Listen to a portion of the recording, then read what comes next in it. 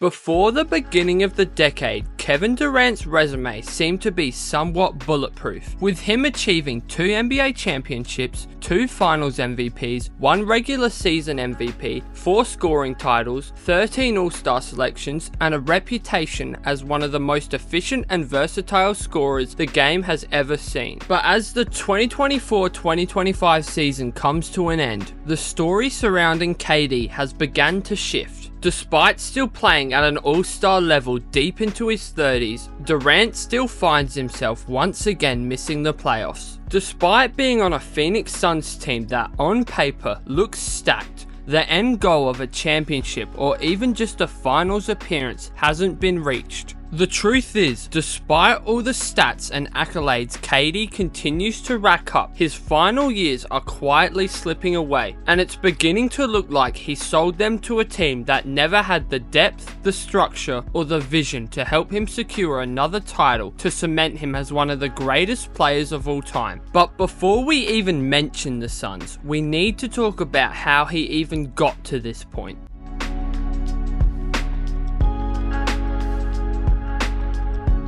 Interesting thing about this 18-year-old kid, he has proven already to be a very complete ball player.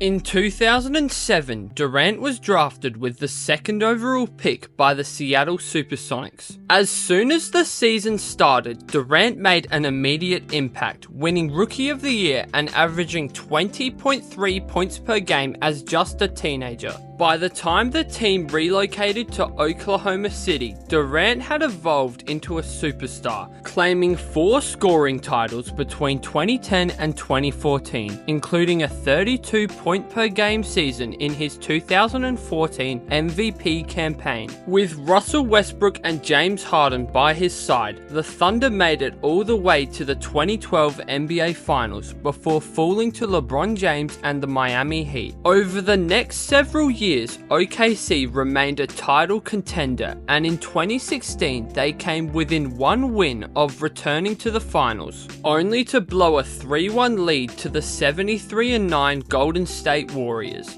Right in the green, McGee's got his own miss. Tried to spin, stripped of the ball by Curry. Pass to Durant, who tomahawks it home. That offseason, Durant made the controversial decision to join that very Golden State Warriors team that he had just lost to in the Western Conference Finals. While the move was widely criticized by fans and the media all over the world, you can't disagree that it worked out flawlessly on the court. From 2016 to 2019, Golden State had a record of 182 wins and 64 losses in the regular season, while having a record of 46 wins and 14 losses in the playoffs, while also winning back-to-back championships in 2017 and 2018. In both those 2 championship runs, Kevin Durant won Finals MVP in both years, averaging 35.2 points per game in the 2017 Finals and 28.8 points per game the next year, while shooting over 55% from the field combined in both those Finals runs. Thanks to these runs, KD had proven he could win on the biggest stage, but people still ask the question, did he need a super team to succeed? Could he lead a team without the cushion of a stacked roster? Well, in the summer of 2019, he set out to answer those questions by leaving Golden State, Which he had the first 2 games, but not the case in Milwaukee. Beautiful crossover by Durant and puts it home.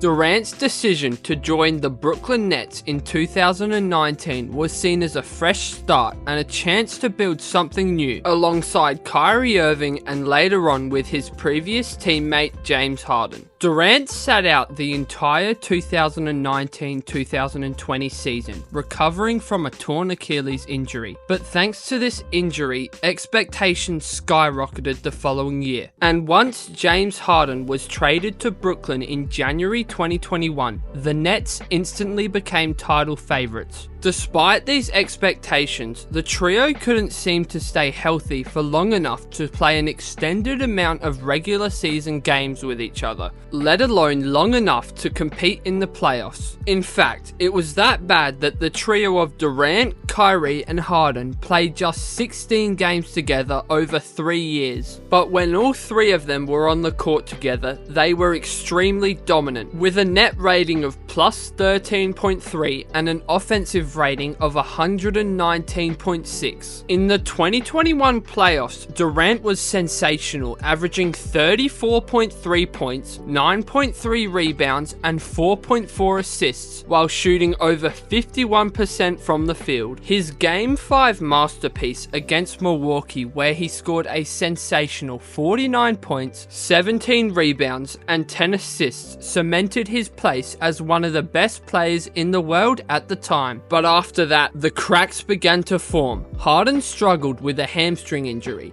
Kyrie was injured for the remainder of the Milwaukee series, and the Nets lost Game 7 in overtime by just 4 points. Durant had played every minute of that game and scored 48 points, which is still the most ever in a Game 7. But when shooting a 3 in the final seconds of the game, his foot was on the line on a shot that could have been the game-winning 3. After that series, the team was never really able to regain any momentum. Kyrie's part-time availability due to vaccine mandates in 2022 disrupted the team's rhythm. Harden forced his way out, signing with the Clippers, therefore leaving Durant by himself. Due to this, the Nets were swept in the first round of the 2022 playoffs by Boston, and though Durant put up 26.3 points per game, the dream of Brooklyn never materialized, and by February 2023, the era was over, and a new chapter in Durant's Hall of Fame career would begin, but for the better or for worse.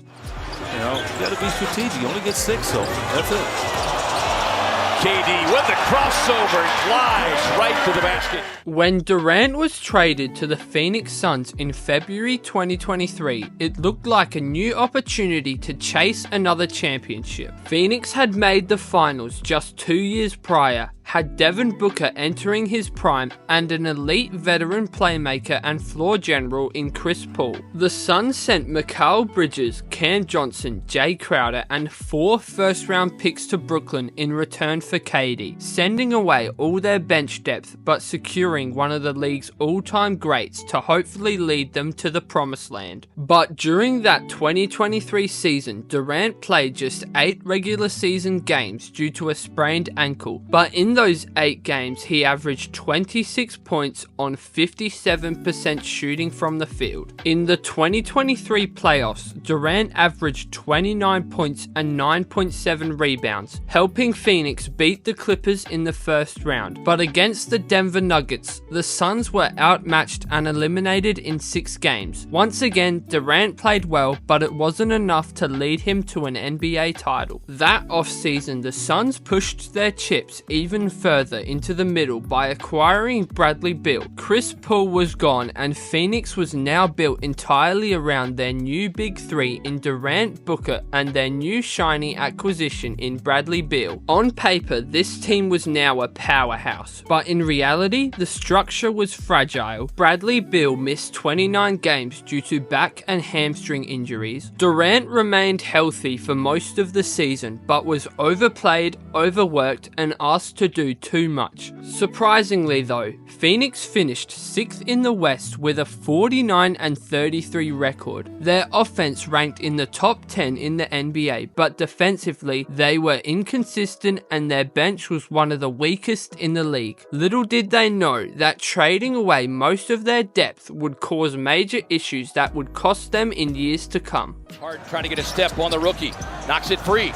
With a turnover up ahead, Booker to Durant, streaking to the basket, and KD brings the boom. The most glaring issue with the Suns during Durant's time has been the team's lack of depth. The 2023-24 Suns roster ranked 26th in bench scoring at just 27.8 points per game, and in the playoffs, that number dropped even further. No team built around 3 stars can afford to have such a steep drop-off when the starters rest, and yet for some reason, Phoenix never addressed it. The trades for Durant and Beal wiped out almost all of their two-way wings, glue guys, and bench assets. Mikal Bridges in particular has blossomed into a 20-point per game scorer and elite defender in Brooklyn. Since his departure, the Suns haven't been able to replace his production even with Bradley Beal, leading to there being a massive hole in the Suns' depth. Despite the team's overall struggles, Durant has continued to do his part. In 2023, he averaged 27.1 points, 6.6 rebounds, and 5 assists per game, while shooting 52.3% from the field and 41.3% from 3. These are numbers that would be MVP level in most seasons, but with the load he's been forced to carry and the minutes piling up, there's only so much he can do. The Suns were swept in the first round by Minnesota in the 2024 playoffs, a series where Durant again averaged over 26 points but had little help outside of Booker. On the other hand, Bradley Beal shot under 39% from the field in that series, helping prove that maybe that trade wasn't a good idea after all. The bench combined for just 21 points per game, which is just poor for any NBA team, let alone a team that wants to compete for an NBA title. It was another early exit and another wasted season in Kevin Durant's Hall of Fame career. There, fourth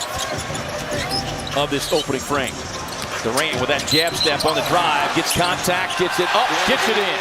Kevin Durant is now 35 years old, and while he remains one of the league's best players, time is not on his side. Durant passed Shaquille O'Neal this season to become the 8th all-time leading scorer in NBA history, and he's one of only 4 players to ever average over 27 points per game throughout their entire career. But despite all that, since leaving Golden State, Durant hasn't made a conference finals. He's 8-15 in playoff games since that 2021 Milwaukee series, and with the Suns' lack of financial flexibility, limited draft capital, and no clear path to depth, it's hard to see how that can change anytime soon. So the question becomes, did Kevin Durant choose the wrong place to spend one of, if not the final chapter of his career? In chasing another title, did he sacrifice the structure and depth a contender needs to win? It's not that Durant has declined with his age, because he clearly hasn't, but the Suns, as constructed, were never built to win. They were a top-heavy gamble, and as history has shown us, top-heavy teams rarely ever survive in the NBA. Kevin Durant's legacy is secure. He's a generational scorer, a 2-time champion, and a first-ballot Hall of Famer. But for a player as great as KD, expectations go beyond numbers. They're about rings and lasting impact, and right now, it feels like those things are slipping away. Not because Durant isn't great anymore, but because the Suns simply aren't properly built to win. Let me know in the comments below if you think KD made the right move joining Phoenix. Can this team be salvaged, or is his best years officially behind him? Don't forget to like and subscribe for more NBA content. Thanks for watching, and goodbye.